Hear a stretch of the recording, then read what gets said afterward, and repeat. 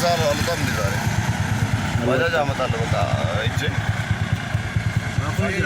Olaatu maalis sadii biteen kunoo foon tokkoon isaaniitii fooni kuni tokkoon isaaniitii foon qalee bakka 11tti baaseera jecha tokkoon isaaniitii wanti kun bitamee jira tokkoon isaanii kaameraamaaniin koo irra deemee isin agarsiisa amma garuu namoota deeggarsi kun godhameef tokkoon isaanii irraa yaada nan fudhadha jechaadha.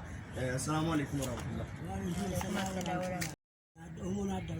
Okay, egaa uumamaan akkas taatanii uumamaa miti sabaatti qabamee harki koo kun qotuu dadhabee nan qota qotuu dadhabee hadoodee haala waan amuru wallaalee haala waan agubu wallaalee dhukkubsadhee biyyi koo fedhi koo na xiiga'ee obboleessi koo garaa tokko baanne xiiga'ee jennaaniin erga fedhi koo na xiiga'ee shiilii kootti dhuguu wayaa koo uffachuu maadii namarraa nyaachuu dadhabee baalatti naa kennu obboleessi koo dhiisee katabaatti galee amma biddeena nyaadhee bulaaraa dhugee galasa rabbiin galanna ga'u Dia mangisi dia galu dina gah tahu ama bidenya ni bulan. Aga kun deeggarsi akkasii kana duras ni godhamee beeka. Injiru waa misheenin tu kicheenu kenna misheenin kicheenu kenna kicheesun hinnaabate erga kicheesun naabate gabbaawee kana tuuta lamadu loomeera jiru laqabtee gabbeella dhaqeen kan amma mogolee godhabee waggaan koo ture dadhabee manatti hafee raafuu manatti bilillan. Amma gaa kun isinii godhamuu isaatti mee maaltu isinitti dhaga'ama? Akka waan harki koo biqilee akka waan harki koo biqilee akka waan aarii koo dhiisanii xiqqee beela qalabaaru akka waan abbaan koo dhiibee qabii kayyaati koo kaatee natti dhaga'ama. Egaa namoonni mee obboloonni koo bakka garaagaraa taa'uudhaan ani saala mijeessee deeggarsa garaagaraa akka dhadhee waan kana akka isinii bitamee isinii qophaa'u godheera. Mee obboloota koo biyya garaagaraa ta'anii deeggarsa kun akka isinii godhan mee maal jettuun?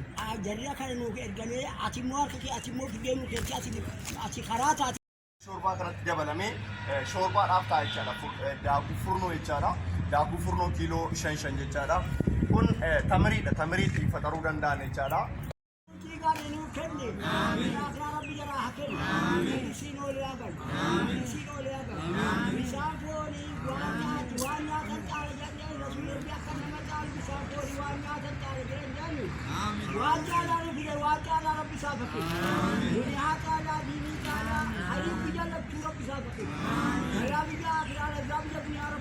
Bismillahirrahmanirrahim. Muqallaban rabbi jarha qallab. Wolani agalan. Ujaran mukichi. Karam jara karam no karam mitto sar kurin monu gobanam. Jari sar kurin mo bi hare le sai. Anti jara tutaji. Anti baji eno aji kan. Anam beka. Ilahi ni be ku tadabaru bi. Ilahi bilam jana ran nabi Allah musul.